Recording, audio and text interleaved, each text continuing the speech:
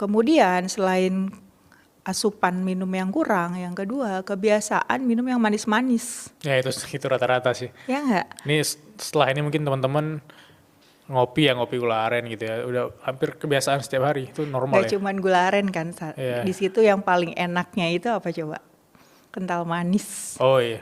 Dan itu Ada bukan kental manis, ada susu gula loh aren. ya, kental manis, gula aren, itu semuanya manis-manis. Tambah creamernya yang bikin semakin kental itu si kopi, itu makin enak gak sih? Iya, iya benar. Iya, dan itu menjadi satu normalisasi sekarang ini. Hmm. Jadi kayak orang-orang tuh sudah menormalkan susu yang manis, yang kalau nggak creamy tuh nggak enak. Iya benar. Ya kan? Padahal nggak ada yang salah dengan kopi. Iya. Kopi itu kaya dengan antioksidan dan penelitian membuktikan minum kopi 3-5 cangkir sehari itu akan mengurangi atau mereduksi penyakit kardiovaskuler. Itu kopinya, basic kopi ya. Kopinya.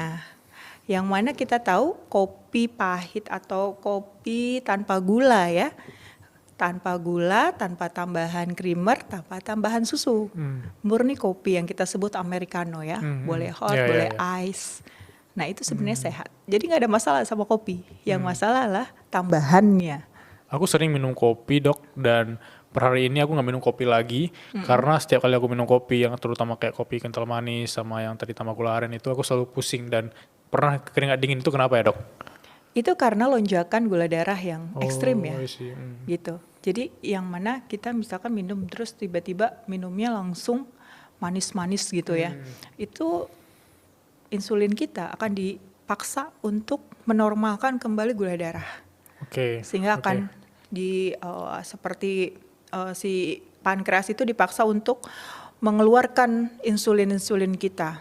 Sehingga terjadi lonjakan yang namanya ketika ada lonjakan gula darah, sistem tubuh kita itu membuat kita kan dalam keadaan yang seimbang. Jadi si insulin itu sebisa mungkin bisa mendistribusikan gula-gula itu biar bisa masuk ke dalam otot kita untuk dijadikan energi. Apa yang terjadi kalau kita terus seperti itu, lama-lama pankreas kita capek buat mengeluarkan insulin gitu. Itu ya yang dinamakan resistensi insulin.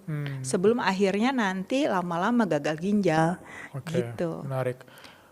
Jadi informasi buat teman-teman yang nonton, aku ngajak Dokter Rianti ke sini karena pendekatan Dokter Rianti kan lebih ke herbal ya. Betul. Makanya aku mau tanya nih dari pendekatan herbal. Dan ngomongin herbal kan orang terkesan kayak, apaan sih? Herbal kan omongan orang tua gitu. Herbal biasanya kayak ibu-ibu, bapak-bapak kayak kita ngomongin